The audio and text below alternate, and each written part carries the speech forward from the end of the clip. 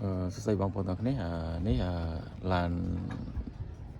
កង់ឡានអតិជនសម្រាប់ VIP មួយទៀតណាដែលកង់ឡានប្រភេទកង់ឡានកូឡា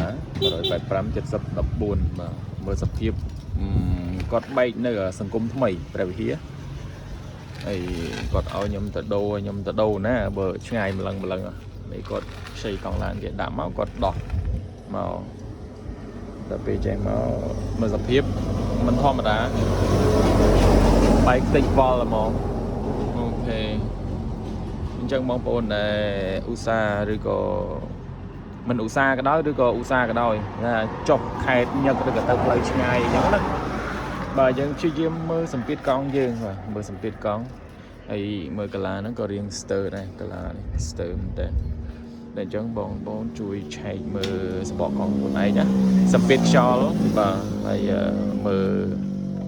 ការបរិច្ឆេទផងអញ្ចឹងអរគុណបងប្អូនទាំងនេះអរគុណ